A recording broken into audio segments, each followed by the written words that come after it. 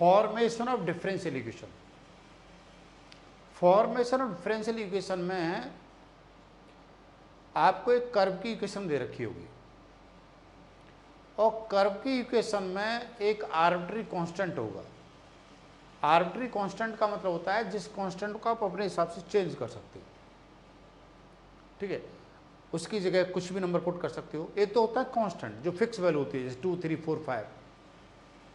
मैं कह रहा हूं कि कहीं पर इक्वेशन 2x + 3y = 4 है, यहां पर जो 2, 3, 4 है वो कांस्टेंट है। आर्बिट्री कांस्टेंट का मतलब होता है जिनको आप चेंज कर सकते हो, जिनको चेंज करने पर अलग अलग इक्वेशन आएंगी, ठीक है ना। वो अलग अलग इक्वेशन जो एक ही कर्व की होंगी, मतलब कर्व सेम कर्व की होंगी, उनकी साइज सेम नहीं होंगे, शेप सेम होंगी। फॉर एग्जाम्पल, जैसे मैं आपसे कहूं कि x² + y² = r² है, तो यहां पर जो r है ना वो आर्बिट्री कांस्टेंट है,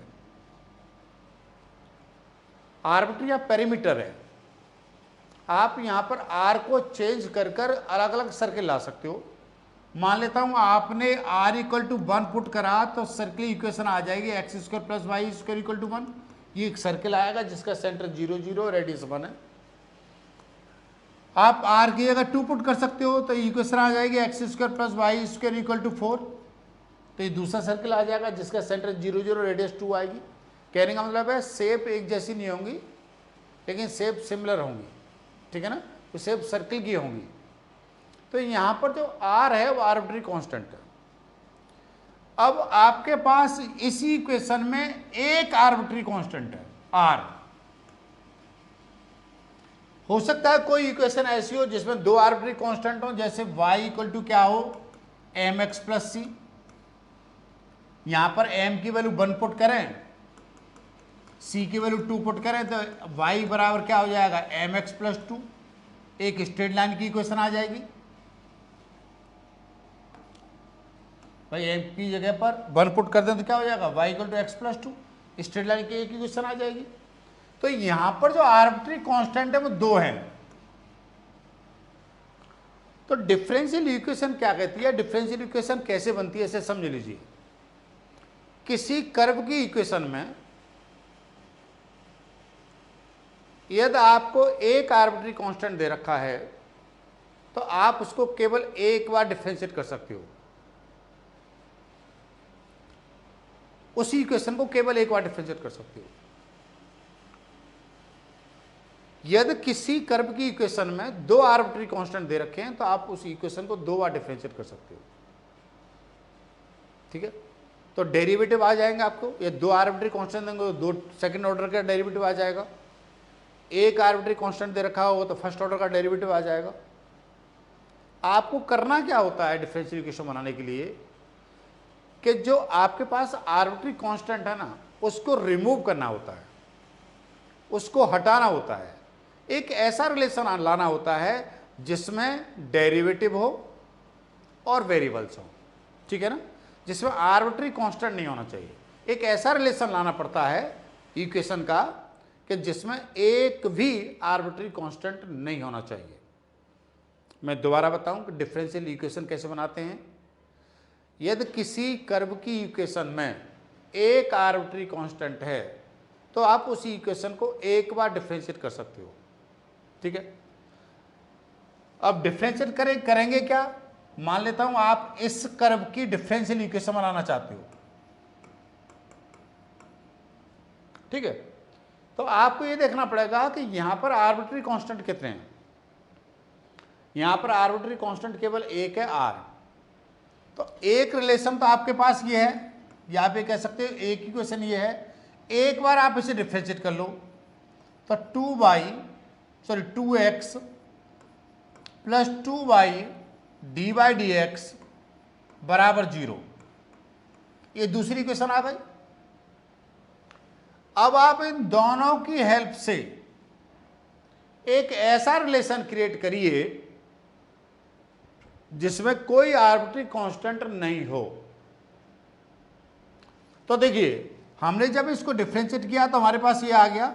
हम इसको लिख सकते हैं x + y dy/dx बराबर 0, 2 से डिवाइड करते हैं तो हम देख रहे हैं कि इस इक्वेशन में कोई भी आर्बिट्री कांस्टेंट नहीं है, यहां आर का टर्म नहीं है, तो ये क्या बनी, डिफरेंशियल इक्वेशन बनी इस कर्व की। इस कर्व की डिफरेंशियल इक्वेशन क्या है, इस कर्व की डिफरेंशियल इक्वेशन है x plus y d y d x equal to 0। अब जैसे मैं आपसे कहता हूं कि y equal to m x plus c, ये कोई कर्व की इक्वेशन है, किसी कर्व की इक्वेशन है, ये वैसे स्ट्रेट लाइन की इक्वेशन है। यहां पर m और c की वैल्यू अलग अलग पुट करेंगे तो आपको अलग अलग स्ट्रेट लाइन मिलेंगी। ठीक है, आपसे पूछा जाए कि इसकी डिफरेंशियल इक्वेशन बताइए, तो आप ये देख रहे हो कि इसमें 2 आर्बिट्री कांस्टेंट है, तो आप इस डिफरेंशियल इक्वेशन को 2 बार डिफरेंशिएट करें।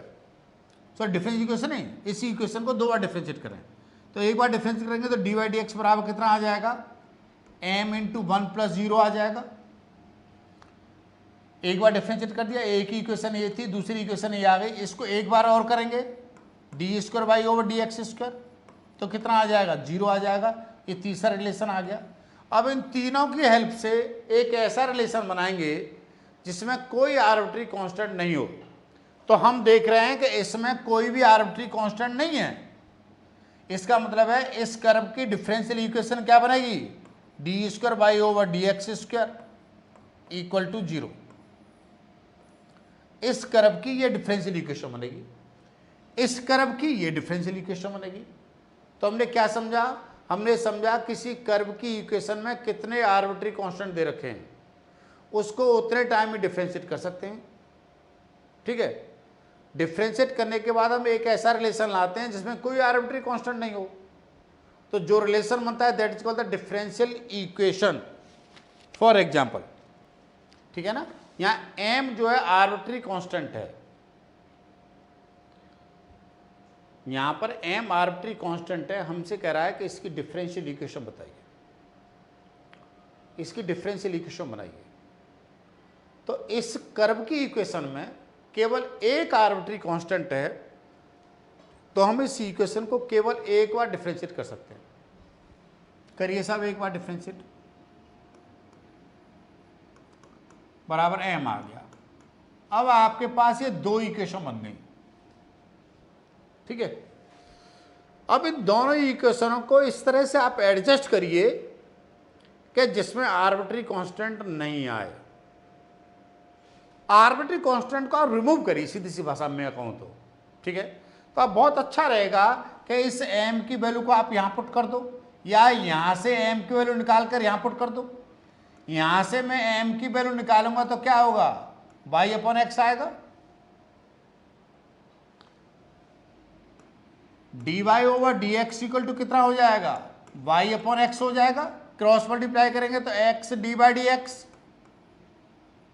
इक्वल टू वाई हो जाएगा, या x d by d x minus y equal to कितना हो जाएगा, 0 हो जाएगा। तो ये क्या बन गई, डिफरेंशियल इक्वेशन बन गई। जब भी आपको डिफरेंशियल इक्वेशन बनानी है फैमिली ऑफ द कर्व्स की, तो आपको देखना है कि भाई उसमें कितने आर्बिट्री कांस्टेंट है। जितने आर्बिट्री कांस्टेंट है आप उसको उतने टाइम में डिफरेंशिएट कर सकते हो। इसमें एक आर्बिट्री कांस्टेंट था, इसे केवल आप एक बार डिफरेंशिएट कर सकते हो। कहने का मतलब इसकी जो डिफरेंशियल इक्वेशन आएगी वो केवल फर्स्ट ऑर्डर की आएगी। या इसमें 2 आर्बिट्री कांस्टेंट होते तो आप इसे 2 बार डिफरेंशिएट कर सकते थे। ठीक है, और उन दोनों को जो रिलेशन बनना है उनसे एक नया रिलेशन क्रिएट करिए जिसमें आर्बिट्री कांस्टेंट नहीं आना चाहिए। कहने का मतलब यह है कि डिफरेंशियल इक्वेशन में आर्बिट्री कांस्टेंट नहीं आएंगे। यहां पर आपको फैमिली ऑफ कर्व की इक्वेशन दे रखी है, y equal to a sine x plus b. यहां a और b आर्बिट्री कांस्टेंट हैं। यहां पर a की डिफरेंट वैल्यू पुट करके डिफरेंट कर्व की इक्वेशन बन सकती हैं। यहां a और b जो है दोनों आर्बिट्री कांस्टेंट हैं। यहां पर 2 आर्बिट्री कांस्टेंट हैं, इसलिए इसी इक्वेशन को आप 2 बार डिफरेंशिएट कर सकते हो। आप ये भी कह सकते हो कि इस कर्व की सेकेंड ऑर्डर की डिफरेंशियल इक्वेशन आएगी। यदि हम इसकी डिफरेंशियल इक्वेशन बनाएं तो सेकेंड ऑर्डर की डिफरेंशियल इक्वेशन बनेगी।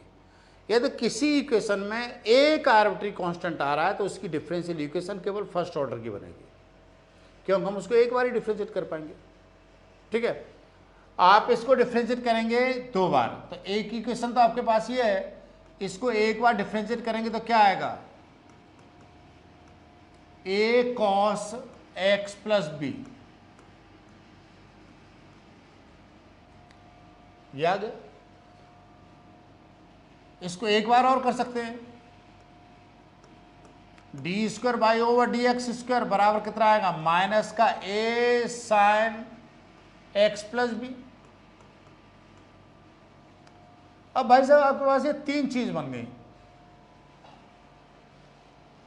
अब इन तीनों इक्वेशनों से आप एक ऐसा रिलेशन क्रिएट करिए जिसमें आर्बिट्री कांस्टेंट नहीं आए, बात खत्म। वो सोचने के लिए आपको क्या सोचना पड़ेगा कि यार कैसे एडजस्ट करें। आप देख रहे हो कि a साइन दिस, इसकी जगह पर हम क्या पुट कर सकते हैं, बाई, तो ये D square y over d x square equal two by is the differential equation, sorry minus by. हाँ, आप इसको यूं भी ले सकते हो, D square by plus D x square by बराबर 0।